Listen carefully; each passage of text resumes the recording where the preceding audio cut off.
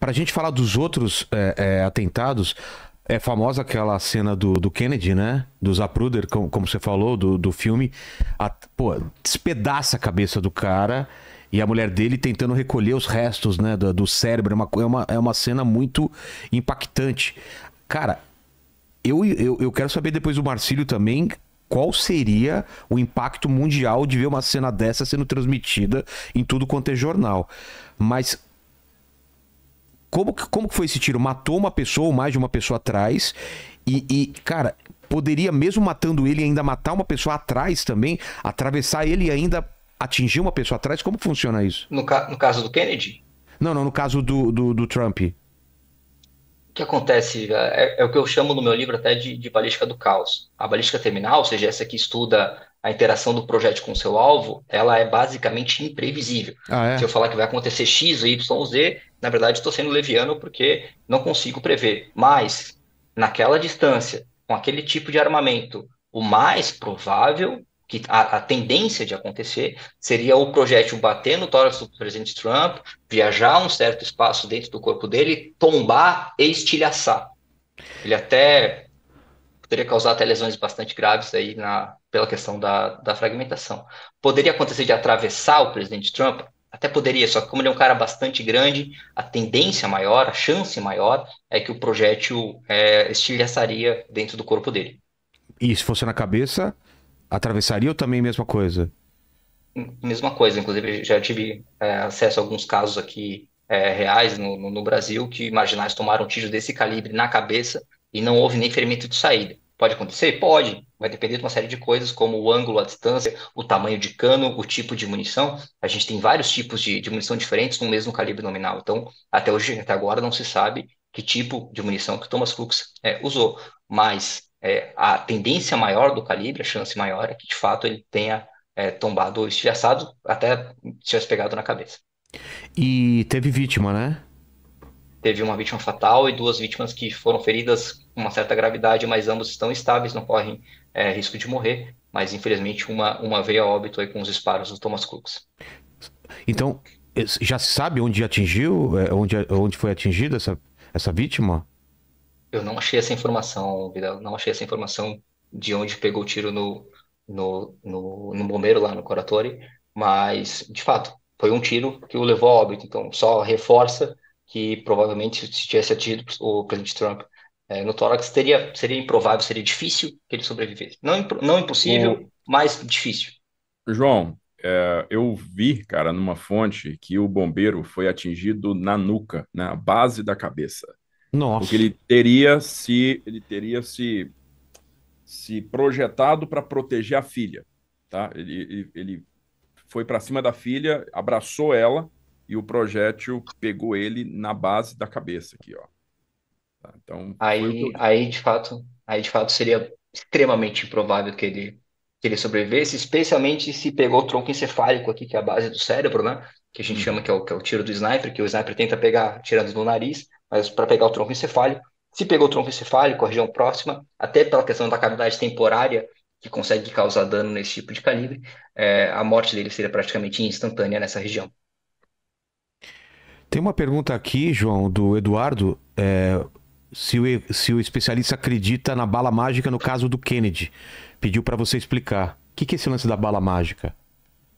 Que tem várias pessoas que falam, até, mas foi um outro assunto também que a gente comentou lá na live do Júlio, do Sala de Guerra, mas que seria impossível que um atirador só pudesse ter feito os disparos que mataram o presidente Kennedy, e isso gera uma série de teorias de conspiração e tal, né? Não, não vale entrar nesse mérito, mas que seria basicamente impossível para um projétil fazer todos os danos com os ferimentos de entrada e saída que foram relatados tanto no presidente Kennedy quanto no governador do Texas, que também estava naquele carro.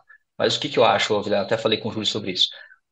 Tem um estudo, um artigo científico do Dr. Martin Fackler, que é um médico militar, que é basicamente o pai da balística terminal moderna. E o Fackler fala com todas as letras que ele testou, fez os testes lá com gelatina balística, com esse tipo de munição, e ele percebeu que era um projétil que a gente chama com um leque bastante longo, né? Que ele percorre muito do corpo sem tombar, ou seja, ele consegue tem uma facilidade maior, entre aspas, de atravessar um corpo. Inclusive, pegou um tiro que atravessou o Kennedy, pegou no governador do Texas, e a conclusão do artigo do Martin Fackler é que, de fato, é possível, que não é impossível que as coisas tenham acontecido como é a versão oficial. Eu estou falando que foi isso que aconteceu, não porque tem muita coisa classificada, tem muita coisa que está nebulosa, mas eu, como um cara que gosto muito da literatura científica sobre balística criminal, esse foi o único estudo científico que eu achei sobre esse assunto. Nunca vi nada científico que fizesse a contraposição dessa opinião, desses fatos trazidos pelo Fackler. Então, eu, João, prefiro acreditar no Fackler e, de fato, aquele tiro do Lee Harvey Oswald seria possível. Entendi. Eu queria perguntar pro Júlio, aí fazer um exercício meio de adivinhação um pouco, mas um pouco de análise em cima do que já ocorreu. O que passa na cabeça de um atirador desse tipo? Você falou até de um cara que queria impressionar uma atriz. Mas no caso do Isso. Trump, tem algumas especulações, o que poderia ser? E depois o Marcílio, quais seriam as causas que isso poderiam gerar, não só nos Estados Unidos ou no mundo, né?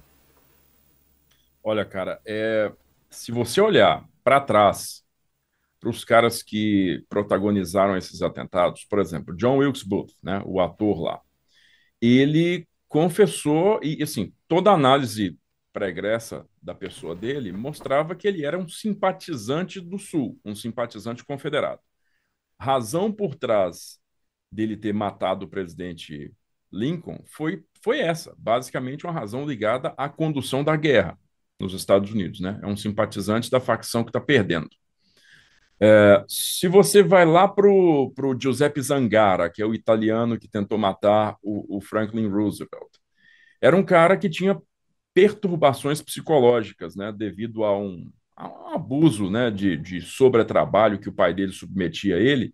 Então, ele tinha uma espécie de dor crônica no abdômen que propagava pelo corpo dele e acabava afetando a cabeça dele, né? O laudo médico atestou isso nele, posterior ao crime, né?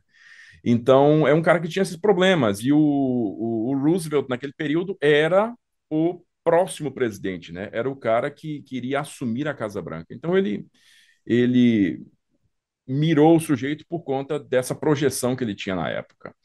O, o assassino do Reagan, né? Que não chegou a assassinar o Reagan, né? O Higgins, né? O que ele fez, cara? Ele também tinha desculpa, Hinckley, não, é Hinckley, eu falei errado aqui.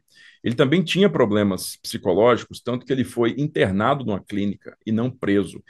Ele foi considerado inocente no julgamento dele pela corte lá em Washington, foi considerado inocente porque ele realmente apresentava claramente problemas psicológicos, era instável, né? Tanto que a legislação norte-americana de diversos estados mudou posterior a esse julgamento para poder impedir que esse tipo de coisa se repetisse lá, né?